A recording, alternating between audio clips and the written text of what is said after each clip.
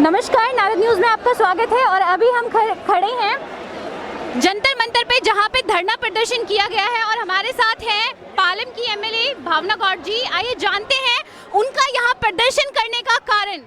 जी नमस्कार। यहाँ पे प्रदर्शन दिल्ली के अंदर क्या रेप नहीं होते, जो यूपी के रेप को लेकर के यहाँ पे प्रदर्शन किया जा रहा है? देखिए, पूरा हिंदुस्तान एक है। हम केवल दिल्ली के नागरिक बाद में हैं, हिंदुस्तान के नागरिक, भारत के नागरिक पहले हैं। इसीलिए किसी भी राज्य में जब कोई भी इस तरह की दुर्घटना होती है तो स्वाभाविक तौर पे पीड़ा भारतवर्ष के प्रत्येक नागरिक को होती है। और आज उसी पीड़ा को दर्शाने के लिए आज हम यहाँ पर उपस्थित हैं।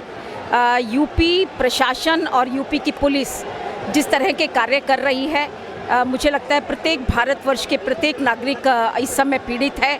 पुलिस हमारी रक्षा के लिए है, सुरक्षा के लिए है, और राज्य सरकारें जो भी चुन करके आती हैं नागरिकों के हितों में और सुरक्षा के लिए कार्य करती हैं। लेकिन निर्भया जैसे रेप कांड की पुनरावृत्ति होना ये अपने आप में दुर्भाग्यपूर्ण है।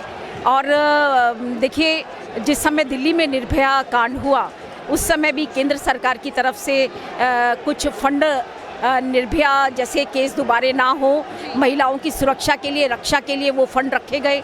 आज तक उसे कुछ खर्च नहीं किया गया। क्यों नहीं किया गया? ये तो केंद्र सरकार को जाकर के पूछना चाहिए। केंद्र सरकार, आप लोगों को वो फंड नहीं मिला है? दिल्ली सरकार को निर्भया फंड नहीं दिया गया है? केंद्र सरकार की तरफ से रखा हुआ फंड और योजनाएं थी जिस पर केंद्र सरकार को काम करना चाहिए। और दिल्ली की सुरक्षा के लिए, क्योंकि मैं स्वयं दिल्ली राज्य से जो विधानसभा चुनी गई है, मैं उसकी सदस्य हूं, और हम लोग जागरूक हैं, जागरूक सरकार है।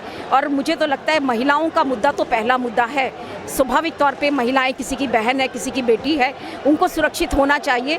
इसके साथ साथ में दिल्ली में रहने वाला प्रत्येक नागरिक, चाहे वो बच्चा हो, चाहे बुजुर्ग हो, सीनियर सिटीजन हो, प्रत्येक की सुरक्षा होनी चाहिए। आपकी सरकार महिला सुरक्षा पर दिल्ली में किस तरह से कंट्रोल कर रही है, क्या कर रही है महिला सुरक्षा? जी, जैसा कि आप देख रहे हैं, अभी दिल्ली परिवहन निगम की जो बसेस चलती हैं, जिसमें दिल्ली की लगभग 60% महिलाएं ऑफिस जाने में या आसपास के क्षेत्रों में जाने के लिए बसों में यात्रा करती हैं।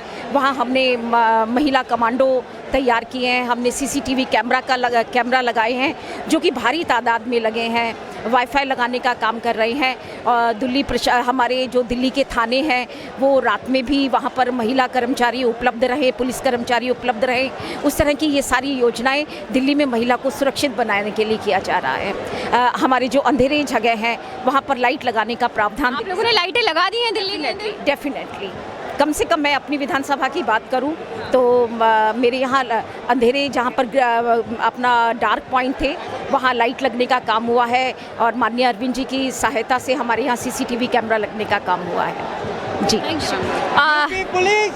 थी हमारे साथ भावना गौड़ जी, जो कि पालम की एमएलए हैं। आपने सुना कि दिल्ली सरकार ये कहती है कि हम महिलाओं की सुरक्षा पर ज़्यादा जोर देते हैं।